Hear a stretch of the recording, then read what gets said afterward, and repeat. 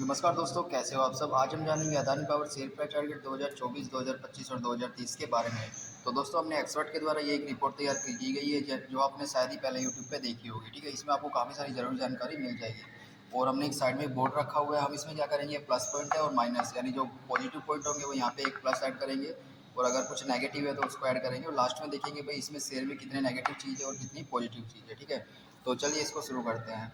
तो भाई सबसे पहले आती है शेयर प्राइस टारगेट के बारे में। ठीक है, तो आप देख सकते हो जैसे 18 जनवरी 2018 को शेयर का जो प्राइस है वो 18 रुपये के आसपास ट्रेड कर रहा था। ठीक है, और ये बढ़ते बढ़ते भाई ये हो गया है 275 जून 2023 तक।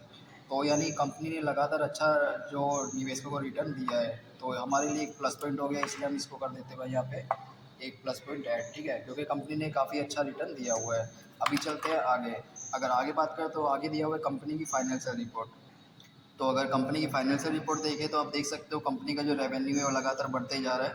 27,000 करोड़, 28, 31, 43। ठीक है, और अगर इसकी नेट इनकम की बात करें तो नेट इनकम यहाँ पे कम हो गई थी, जो कि है 2019 में। और उसके बाद अगर देखें तो 2020 में भी नेट इनकम माइनस में चली गई थी। पर अगर उसके बाद की बात करें तो कंपनी काफ़ी अच्छी नेट इनकम बनाते हुए आगे बढ़ रही है, जो कि एक प्लस पॉइंट है। ठीक है, अभी के लिए इसको भी हम एक प्लस पॉइंट गिन लेते हैं। अभी चलते हैं आगे। आगे दिया हुआ भाई कंपनी के जो एसेट्स है, यानी जो कंपनी की संपत्ति है उसमें क्या फेरफार हो रहे हैं। कंपनी की संपत्ति जैसे भाई कंपनी के ऑफिस हो गए, यानी नई ब्रांच हो गई, या कोई गोडाउन वगैरह हो गए। ठीक है, तो वो बढ़ रहे हैं घट रहे हैं, वो भी देखना काफ़ी ज़रूरी होता है। तो आप जैसा कि देख सकते हैं 2019 में 67,000 का जो करोड़ का संपत्ति थी वो कंपनी के पास थी। उसके बाद 75 हो गई, और ऐसे बढ़ते बढ़ते 2022 तक हो गई 81,000। ठीक है, तो ये भी एक प्लस पॉइंट है, क्योंकि भाई कंपनी की जो एसेट्स है वो भी कंपनी लगातार अपने बढ़ा रही है, इसलिए भाई ये भी इसमें एक प्लस पॉइंट है निवेश करने का। चलिए ठीक है, अभी आगे चलते हैं। आगे दिया हुआ है कंपनी के द्वारा दिया गया डिविडेंड। तो अभी ये भी जरूरी चीज़ होती है कि कंपनी ने किसी भी तरह का डिविडेंड दिया है नहीं। तो जैसा कि आप देख सकते हो भी ये काफ़ी अच्छी कंपनी है, बड़ी हुई है। उसके बावजूद कंपनी ने अभी तक पिछले 5 साल में किसी भी तरह का डिविडेंड नहीं दिया है, ये एक माइनस पॉइंट हो सकता है। ठीक है, तो भाई हम इसको मान लेते हैं एक माइनस पॉइंट, एक ये ऐड हो गया है। क्योंकि यार इतनी लोकप्रिय कंपनी है तो भी कंपनी डिविडेंड नहीं दे पा रही है, तो इसका क्या रीज़न है वो भी हम आगे देखेंगे। अभी आता है भाई सबसे इम्पोर्टेंट चीज़, वो है शेयर होल्डिंग पैटर्न, ये वाला। ठीक है, इससे हमें पता चलेगा भाई हम जिस कंपनी में निवेश कर रहे हैं, ऑलरेडी हमने शेयर खरीदे हुए, उसमें कौन कौन से निवेशकों के द्वारा निवेश किया हुआ है।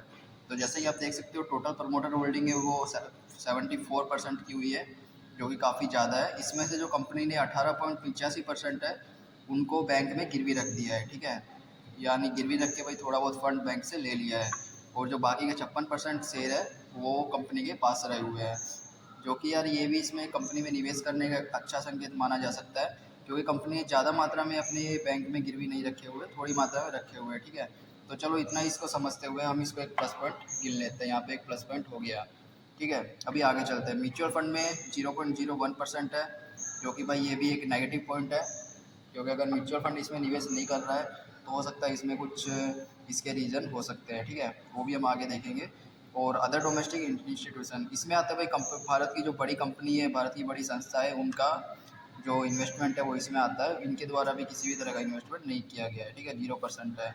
अब आता है भाई फॉरेन इंस्टीट्यूशन, जो विदेशी कंपनी है उनके द्वारा 11.70% का इसमें निवेश किया हुआ है, जो कि एक प्लस पॉइंट है। अगर इसमें विदेशी निवेशक इतनी अच्छी मात्रा में निवेश कर रहे हैं तो भाई कह सकते हैं कंपनी ने अपने खुद को एक्सपेंड भी कर लिया है विदेशों में। ठीक है, अभी आता है रिटेल एंड अदर्स, ये भी कम मात्रा में है, जो कि इसको भी एक हम प्लस पॉइंट गिन सकते हैं, क्योंकि रिटेल्स जो इन्वेस्टर होते हैं अगर कम मात्रा में किसी कंपनी में होते हैं तो वो एक अच्छा संकेत माना जाता है। ठीक है, तो भाई ये भी हो गया है।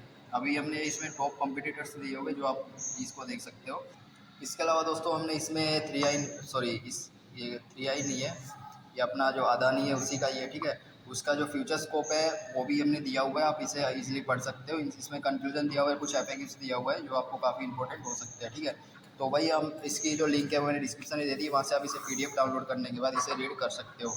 इस यहाँ पे हमने कंपनी के बारे में जानकारी भी दी हुई है। तो भाई अब जिसके लिए हम यहाँ वीडियो में आए हैं वो देख लेते हैं। तो कंपनी की जो शेयर प्राइस टारगेट वैल्यू है, ठीक है, तो भाई इसकी जो शेयर प्राइस टारगेट वैल्यू है 2024 की वो है 308 रुपये से 315 रुपये के आसपास। ठीक है, और जो 2025 की वैल्यू होगी वो होगी 340 से 362 के आसपास, ये अंदाजित वैल्यू हम बता रहे हैं। ठीक है, और 2030 की अंदाजित वैल्यू है वो भाई दी है 1080 से लेके 1250 तक, 1250 तक ये जा सकती है। तो दोस्तों ये था कुछ व्यू हमारी तरफ से इस शेयर के लिए, ठीक है। उसके हिसाब से आप इसे